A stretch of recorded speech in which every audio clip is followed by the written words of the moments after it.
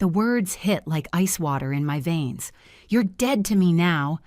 My mother's voice was calm, controlled, even as she delivered the blow that would shatter everything. I sat, frozen on the familiar cream leather sofa where I'd opened countless Christmas presents as a child, my hand instinctively moving to my 7-month pregnant belly. The twinkling lights on the tree behind her seemed suddenly too bright, like staring directly into headlights. My father didn't look up from his newspaper. Michael, lounging on the couch with his phone, actually smirked.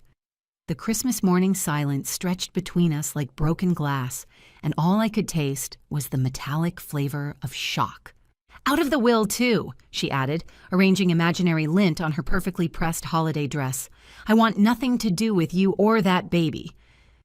For exactly 3 seconds, I sat there processing that my mother had just disowned me for being pregnant. Then my training as a nurse kicked in. The same steady calm that had gotten me through medical emergencies and difficult patients. I reached into my purse, pulled out the carefully wrapped Christmas present I'd spent weeks preparing, and placed it gently on the coffee table. "Merry Christmas, Mom," I said quietly, then stood and walked out of that house forever. My name is Rebecca. I'm 28 years old and a registered nurse.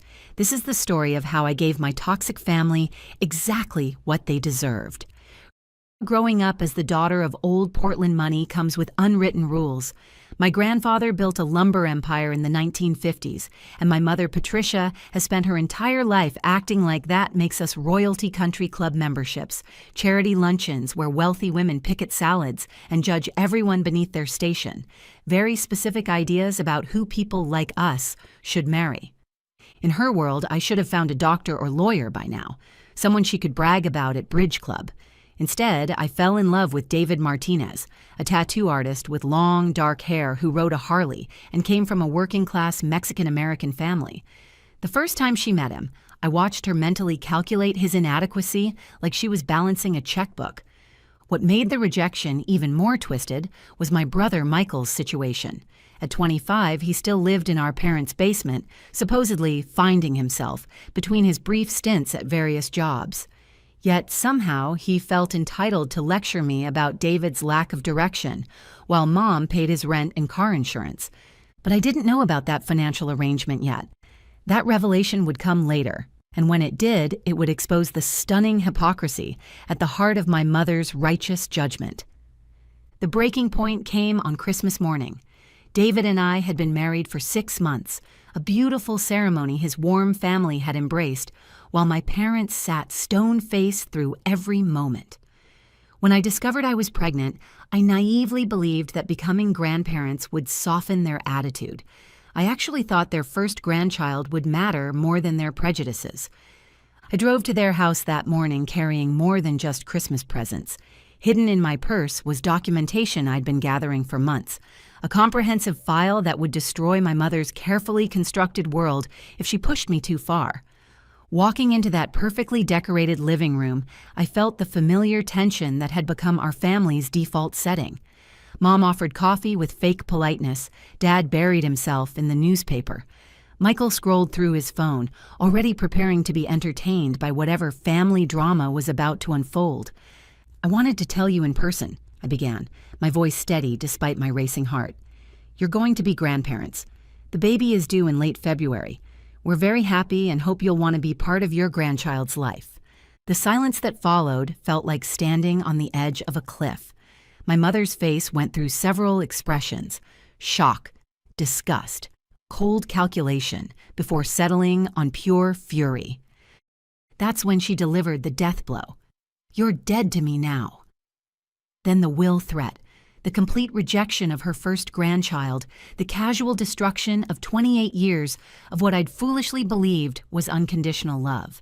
What my mother didn't know was that the Christmas present I left behind contained a USB drive with months of carefully documented evidence, financial records showing irregular withdrawals from family accounts, medical records documenting my stress-related health issues that started precisely when I began dating David's screenshots of text messages and emails showing her pattern of manipulation and emotional abuse. But the real nuclear option was the copy of my grandfather's revised will. 6 months before he died, Grandpa had quietly changed his estate planning. He'd watched my mother's treatment of me with growing disgust, and in his final will, he left the bulk of his personal fortune directly to me, explicitly bypassing my mother. This was separate from the business holdings my parents controlled. She'd never known because the lawyer had kept that portion confidential per Grandpa's instructions. It would only be revealed if certain conditions were met. One of those conditions was my mother attempting to disinherit me. Along with the financial bombshell, I'd included a handwritten letter explaining everything: how her rejection had affected my health during pregnancy, how I'd tried to build bridges while she burned them, how I was done begging for love from someone who made approval conditional on compliance, and how, as of Christmas morning, she was permanently blocked from my life. 3 days later, my mother's lawyer called. She'd opened the present. The lawyer had kept my contact information as executor of my grandfather's estate, which allowed him to reach me despite my mother having no way to contact me directly. The fallout was spectacular.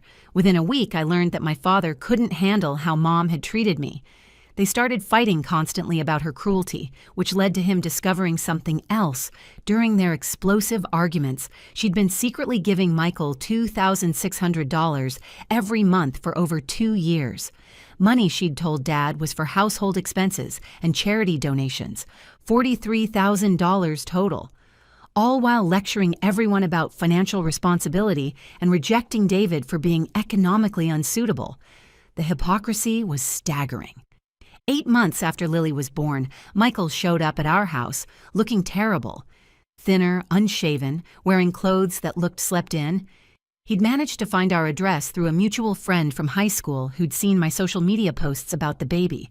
But when he saw my daughter, his expression transformed to pure wonder, followed immediately by what looked like grief. "She's beautiful," he whispered. "She looks just like you did as a baby." "Mom and Dad are getting divorced," he told me, "and she's been stalking you. She hired a private investigator to get photos of you and Lily. She has a whole scrapbook." He'd learned these details because he was still living in the house during their explosive fights, overhearing everything as their marriage disintegrated. I got a restraining order the next day, but Michael surprised me by actually changing, getting his own apartment, finding steady work, proving he could be the uncle Lily deserved without sharing information back to our mother. Exactly 1 year after that devastating Christmas morning, David and I renewed our vows on Lily's first birthday. We were surrounded by people who'd actually supported us through everything. As we promised to keep choosing each other every day, I looked at our small but genuine gathering and felt complete. My grandfather's inheritance gave us options we'd never imagined. David opened the custom tattoo studio he'd dreamed of. I completed my nurse practitioner certification, and we bought a beautiful house in a neighborhood with excellent schools. Everything my mother had claimed David could never provide, we built together using money she'd never known existed. The little girl my mother had rejected became the center of a family who would never question her worth. Sometimes the best Christmas gift is discovering you don't need the people who were never truly family to begin with. Looking back, I realize my mother did me a favor that Christmas morning. By showing her true character so completely, she freed me to build something real with people who actually loved me. The family I chose, David's warm, accepting relatives, and the friends who stood by us, became the foundation Lily would grow up knowing. My biological mother spent Christmas alone that year, and every year since. The divorce was finalized 6 months after their initial separation, with my father keeping most of the family business assets while she received a modest settlement.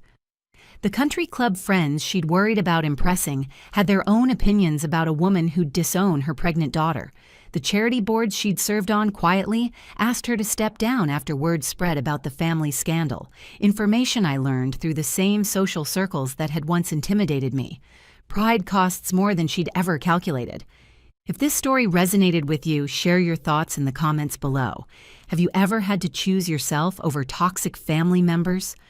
Sometimes the people who should love us unconditionally are the ones who hurt us most. But we don't have to accept that treatment forever. Hit that like button if you believe in setting boundaries, even when it's painful. Subscribe for more stories about finding strength when family fails you. And remember, The family you choose is often stronger than the one you're born into. Before you go, here's a quick bonus for sticking around. If you love learning and growing like I do, you need to try audiobooks. I've got an exclusive deal with Audible. Your first month is completely free. That's access to over 500,000 titles. Zero cost to you. All the details are waiting in the description. Don't miss this one.